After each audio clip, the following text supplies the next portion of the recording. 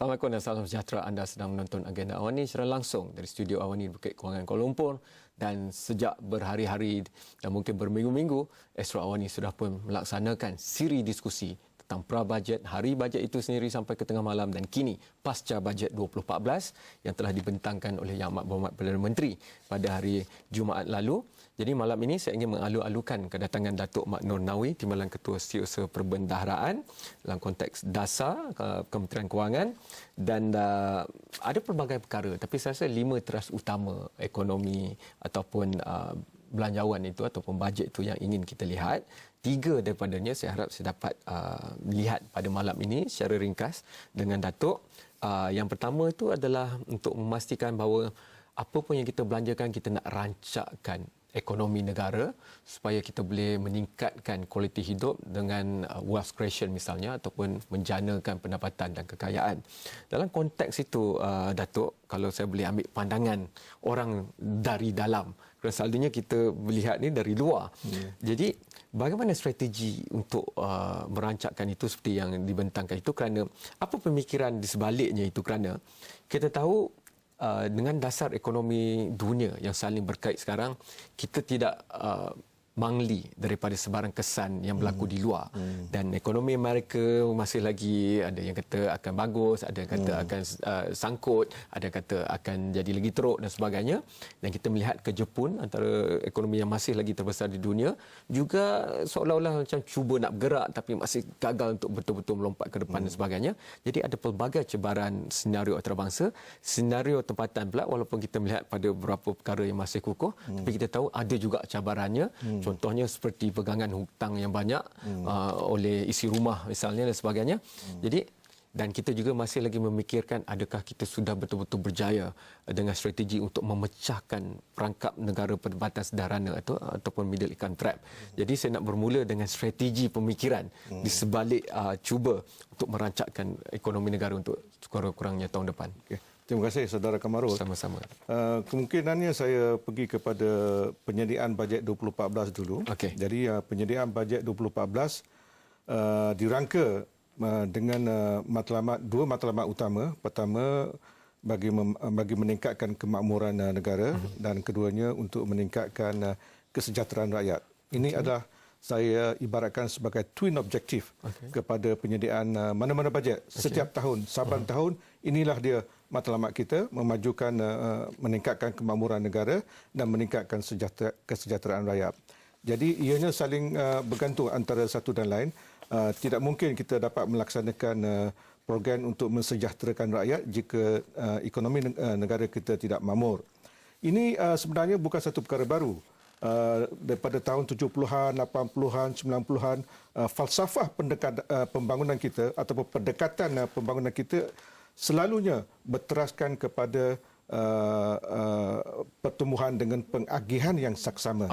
Kemudian selepas itu kita berpindah kepada konsep balanced development. Dan pada dalam rancangan Malaysia ke-10 kita katakan inclusive development ataupun inclusive growth, pertumbuhan yang inklusif. Itu semuanya sama. Itu semuanya berkisar kepada pertumbuhan dengan pengagihan yang saksama. Jadi bajet 2014 tidak lagi daripada dua perkara, dua matlamat yang saya katakan tadi, untuk meningkatkan kemakmuran negara dan meningkatkan kesejahteraan rakyat. Berdasarkan dua matlamat tersebut, maka bajet 2014 temanya pada kali ini adalah untuk memperteguhkan ketahanan ekonomi. That's the only way kita nak maju ataupun nak makmurkan negara. Yang keduanya untuk memperkasa transformasi. Transformasi telah dibuat 2-3 tahun yang lepas. Cuma kita nak perkemaskan lagi, kita nak perhebatkan lagi. Dan akhir sekali tema yang ketiga adalah untuk melaksanakan janji. Sebab ini adalah bajet yang pertama selepas pada pilihan raya umum, maka tidak boleh lari daripada melaksanakan apa-apa janji yang telah dibuat oleh kerajaan yang memerintah pada hari ini. Datuk, cabarannya sentiasa bagi saya melihatnya dari luar adalah pelaksanaan. Jadi niat, nawaitu itu dan cabarannya, dia tahu itu pelaksanaan, nanti kita pergi ke pengurusan fiskal dan laporan akauntan negara. Tetapi secara konsepnya, untuk maju ke depan, kita tidak mahu lagi bersaing dengan negara yang dulunya terkebelakang seperti kita, Vietnam. Kalau kita nak tenaga yang murah, mereka ada lagi ramai orang tenaga kerja yang murah. Jadi kita nak naik nilai rantaian. Dan siapa pun yang belajar ekonomi secara asas pun di sekolah sekalipun tahu bahawa untuk naik nilai rantaian tu kita mesti kena ada perkara yang memberikan kita kelebihan. Singapura contoh terdekat yang terbaik untuk melihat kepada itu. Tapi Malaysia ni lompatan teknologi itu kerana ada yang melihat mungkin kalau kita nak merancangkan, kita perlu inovasi, kita perlu lebih banyak barangan dan perkhidmatan yang kita cipta sendiri. Seperti Korea yang gah dengan Samsungnya, gah dengan Hyundai-nya dan sebagainya. Jadi pandangan Datuk hal itu. Jadi dalam trust yang pertama untuk merancangkan aktiviti ekonomi, kita menjuruskan kepada sektor perkhidmatan. Ini adalah sektor yang penting. Pada ketika ini, sektor ini menyumbang ke lebih kurang 55% kepada KDNK dan kita akan tingkatkan lagi peratusan sumbangan sektor perkhidmatan. Jadi dalam sektor perkhidmatan ini terdapat beberapa subsektor yang perlu dimajukan. Antara yang utama ialah subsektor logistik. Ini penting. Kalau kita nak meningkatkan ekspor kita, kalau kita nak meningkatkan hasil pendapatan kita, kita kena tingkatkan ekspor. Kalau kita nak memperbaiki kedudukan fiskal negara, kita kena banyakkan ekspor berbanding dengan import. So ini yang akan dilakukan apabila kita akan menggubal satu plan induk logistik buat pertama kalinya. Dan dalam sektor perkhidmatan juga kita akan memberi perhatian kepada sektor pelancongan. Sebagaimana saudara pun tahu, tahun 2014 telah diisytihar sebagai Tahun Melawat Malaysia. Dan tahun 2015 yang amat berhormat Perdana Menteri dalam ucapan bajetnya telah juga mengumumkan pada tahun 2015 akan dikenali sebagai Year of Festival. Jadi kita akan mempunyai 2 tahun berturut-turut untuk melakukan pelbagai aktiviti bagi menarik pelancong datang ke Malaysia. Dan dengan cara itulah kita akan dapat meningkatkan pendapatan negara. Dan yang ketiganya, berkait dengan pelancongan adalah kita akan juga gubarkan dasar penerbangan nasional. Okey, di sini pusat pengurusan trafik udara yang telah berusia 20 tahun berpengkalan di Subang akan diperbaiki dengan satu pengurusan yang baru dan kita telah memperuntukkan kira-kira 700 juta bagi masuk tersebut supaya landing and take off sebarang kapal terbang akan dibuat dengan lebih cekap dan lebih efisien. Mungkin juga menyaksikan imbangan di antara syarikat penerbangan biasa, konvensional dengan syarikat penerbangan murah misalnya kerana kedua-duanya penting bagi negara. Saya perlu bagi rehat. Ada juga pelan induk sektor perkhidmatan. Nanti mungkin sikit lagi kita boleh tanya Datuk tentang perkara itu. Bila, bagaimana, siapa dan sebagainya. Tapi selepas ini kita juga mahu melihat kepada pengurusan fiskal kerana bila keluar saja laporan audit oleh kaunter negara dan sebagainya, memang semua orang di kampung, di desa, di bandar, di luar negara pun begitu berminat dengan perkara itu. Dan kita tahu antara perkara penting yang disebut oleh Perdana Menteri adalah kalau projek-projek yang bernilai lebih 100 juta misalnya, tidak hanya akan diaudit selepas semuanya berlalu, tetapi ketika berlangsung itu supaya kita boleh menghentikan kebocoran. Bukannya cuba membaiki selepas itu berlaku. Itu kita bincangkan selepas ini.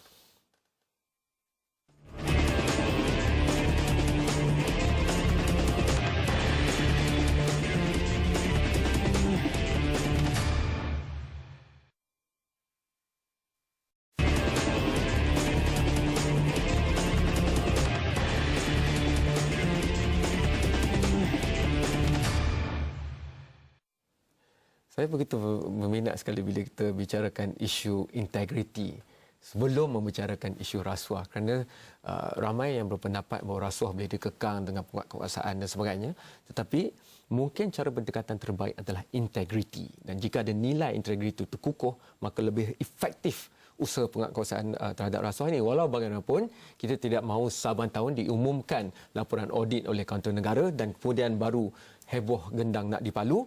Kini telah pun diumumkan oleh Perdana Menteri bahawa projek 100 juta ke atas, implementasi pengauditan itu akan diketatkan atau diletakkan mekanisme untuk memastikan tidak ada kebocoran itu ketika projek itu berlangsung. Datuk nak meneruskan tentang itu.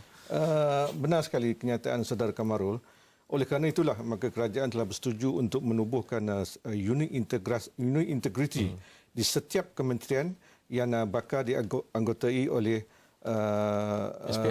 SPRM. Okay. Dan mengenai proses auditan itu, kita juga menyokong penuh saranan daripada sebenarnya Jabatan Ketua Audit Negara dalam proses perbincangan kita dengan mereka. Mereka mencadangkan supaya proses auditan itu dilakukan semasa pelaksanaan dan bukannya menunggu sesuatu projek itu telah selesai. Barangkali apabila sesuatu projek itu telah selesai, apabila kita menjalankan proses auditan, kemungkinannya apa yang kita nak jimatkan, nak perbetulkan sudah agak terlambat. Dan dalam konteks integriti ini juga, dalam ucapan yang amat berhormat Perdana Menteri, beliau telah menekankan bahawa kerajaan amat serius untuk mengambil tindakan yang sewajarnya kepada warga kerja di perkhidmatan awam, mana-mana yang didapati bersalah, kita adalah serius untuk mengambil tindakan ke atas mereka. Datuk dah lama jadi pegawai perkhidmatan awam, 3 dekad lebih, dan bermula dalam bidang mungkin yang lebih kepada pertanian dan ekonomi di situ, lama di EPU saya rasa sejak 83 dan sebagainya. Ada yang melihat ini, biasalah sekarang banyak komen boleh keluar di media baru dan sebagainya. Kenapa perlu diwujudkan struktur baru seperti ini? Kerana dulu kita bangga dengan kekuatan integriti pegawai perkhidmatan awam. Ada yang melihatnya, adakah ini bermaksud penurunan kepada kualiti itu hingga perlu diterapkan jawatan kuasa baru, ataupun kini mungkin negara sudah berubah begitu cepat ke depan dan kita berurusan dengan projek-projek yang besar dan sebagainya, dan ini memerlukan mekanisme baru untuk melihatnya. Bagaimana Datuk melihatnya? Saya ingat kita perlu satu mekanisme baru kerana pelaksanaan projek sekarang dah semakin besar. Bilangan projek yang hendak dilaksanakan dalam setiap rancangan pembangunan 5 tahun semakin besar. Dan kebanyakan projek ini adalah begitu kementerian spesifik. Kementerian Pertanian spesifik kepada sektor-sektor pertanian. Kalau kita bandingkan dengan Kementerian Pelajaran. Jadi pelaksanaan projek itu berlainan antara kementerian dengan kementerian. Maka adalah lebih baik kalau kita kita tubuhkan unit integriti itu di setiap kementerian. Supaya sebarang usaha kita nak memperbaikinya dapat dilaksanakan dengan segera. Jadi kepakaran juga ya Datuk, kerana mungkin kita semakin mencuburi era teknologi canggih untuk mengaudit, menilai, melihat kekemasannya itu. Mungkin tidak ada sejarah kearifan kita dalam hal itu, kerana kita perlu mengakui bahawa kadang-kadang kita bergerak begitu cepat. Pandangan Datuk dalam hal itu? Kalau kita tiada pakar untuk melaksanakan sesuatu proses tersebut, proses auditan, kita perlu belajar. Kita perlu benchmark dengan negara-negara yang telah melaksanakan. Kita buat benchmarking tanpa kita keluar pun menerusi internet apa semua, kita boleh belajar. So itu bukan satu constraint kepada apa yang kita nak laksanakan ini. Tetapi we are serious. Kita ada serius untuk memastikan segala kebocoran, segala ketirisan itu diminimumkan. Untuk pengurusan individu, saya suka apabila kalau potongan cukai berjadual itulah yang terakhir, tak payah lagi nak isi setiap suku pertama nak habis tu kita kena isi sebagainya. Tapi malam ni saya tak nak pergi situ. Pengstrukturan semula cukai melalui penggantian cukai jualan misalnya dan cukai perkhidmatan dengan GST. Ini topik yang cukup sensasi, tapi saya nak minta pandangan Datuk yang lama berada dalam perkhidmatan awam untuk melihat mungkin akhirnya inilah mekanisme untuk memastikan keseimbangannya. Datuk bermula tadi, Datuk nak meletakkan keseimbangan pembangunan dan sebagainya. Maka siapa yang guna lebih, dialah yang akan bayar lebih. Contohnya, dan kalau kita beri subsidi petrol misalnya, orang yang ada banyak duit dan banyak kereta, dia yang akan lebih banyak menikmati subsidi. Tapi dengan GST, kita boleh memastikan bahawa siapa yang mengguna lebih, dia yang membayar lebih. Ini berkait dengan teras yang kedua untuk orang kata mengukuhkan pengurusan fiskal kita. Ini perlu dilakukan sebab kalau saudara Kamaru perhatikan akaun semasa, defisit akaun semasa, kita punya lebihan itu semakin berkurangan. Kalau kita tak bendung perkara ini, kemungkinan akan berlaku twin deficit. Defisit akaun semasa dan defisit fiskal keseluruhannya. Ini yang kita perlu elakkan. Kita kena perkukuhkan kedudukan fiskal kita. Dan kita kena pastikan hasil kita mampu membiayai perbelanjaan operasi. Itu sekurang-kurangnya. Dan dalam hal ini kita telah committed supaya hasil kita selalu melebihi sekurang-kurangnya melebihi perbelanjaan operasi. Jadi dalam kita nak mengurangkan perbelanjaan operasi, komponen yang salah satu komponen terbesarnya adalah dari segi subsidi, insentif dan bantuan. Yang ini yang kita perlu susun semula dalam konteks supaya subsidi yang kita berikan adalah tersasar dan tepat. Bersasar, bukan tersasar. Tersasar tu dia lagi bersasar, targeted kepada kumpulan sasar yang kita kendaki. So ini yang perlu kita lakukan. Banyak lagi nak tanya Datuk satu, tapi malam ni kena cepat sikit. Dia macam kita menghimpunkan beberapa kesimpulan. Saya pergi rehat yang terakhir. Apabila kembali, kita nak tengok tentang kesejahteraan. Semua orang di Malaysia pun nak kesejahteraan, kualiti hidup yang lebih baik. Dan saya nak cucuk sikit cili padi masuk dalam tu. Kalau kesejahteraan bagi masyarakat majoriti seperti Bumiputera misalnya tidak dapat dipastikan, bagaimana nak memastikan kesejahteraan keseluruhan. Jadi kita masuk kepada Bumiputera, kemudian kita buka lebih luas lagi. Itu selepas ini.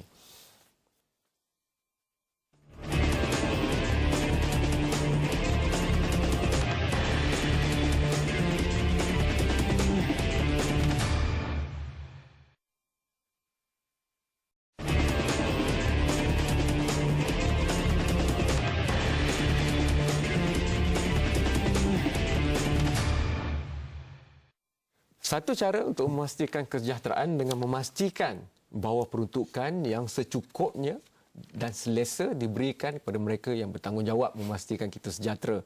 Dan antara fungsi utama atau asas kepada kesejahteraan adalah perasaan kita selamat.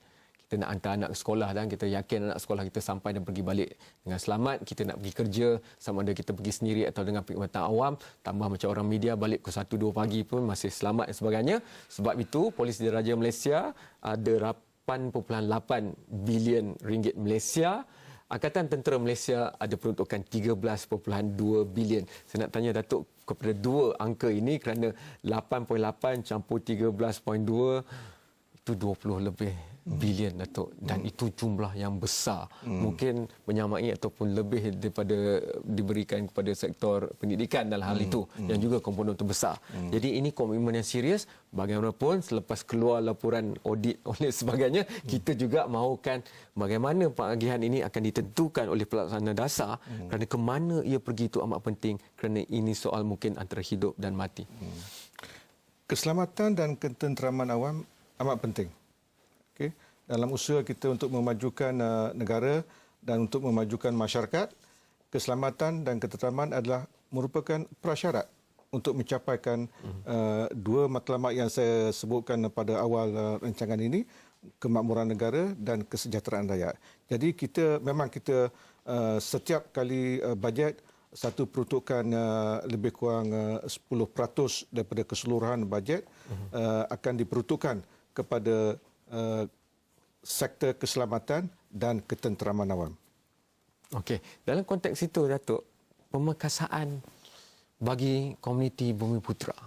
Kerana keseimbangan itu yang kita warisi sejak zaman penjajahan adalah penjajah memecah belahkan komuniti masyarakat dalam negara. Jadi kalau kita mewarisi perjuangan pasca merdeka, maka tentunya kita perlu menyusun kembali untuk mentulkan. Tapi ini perjuangan yang begitu panjang sejak 1957 dan mungkin masih tidak nampak lagi keberkesanan dalam konteks menyeluruh dalam hal ini. Jadi bagaimana Datuk melihat ini terus diwakili dalam bajet 2014? Okey. Agenda memperkasakan ekonomi Bumiputera ini merupakan satu kesinambungan kepada satu pelan yang telah diumumkan oleh Yang Amat Berhormat Perdana Menteri pada 14 September tahun ini di UiTM. Beliau telah menggariskan beberapa langkah untuk memajukan lagi Bumiputera, dan Bumiputera ini sebagai golongan majoriti dalam negara ini seharusnya tidak tertinggal dalam menikmati faedah pembangunan di negara ini. Dan bajet kali ini tidak hanya menumpukan perhatian kepada Bumiputera. Kita dapati sebahagian peruntukan juga disediakan untuk masyarakat India, orang asli dan juga Bumiputera di Sabah dan Sarawak. banyak lagi saya nak tanya ke situ, tapi Datuk nanti kena janji untuk datang balik kerana saya nak bergerak ke meningkatkan pemilikan rumah itu 1.7 juta. Malam bajet itu pun kami berbincang secara rancak dengan Datuk Rahman Dahlan tentang perkara ini.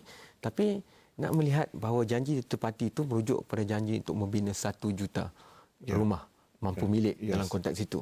Tapi kita tahu cabaran untuk melaksanakan ini bukan hanya di tangan kerajaan. Ada masalah faktor pasaran seperti bahan bekalan dan harga bahan bekalan itu. Kita tahu harga kemampuan dan pantasnya boleh membina rumah dalam konteks itu.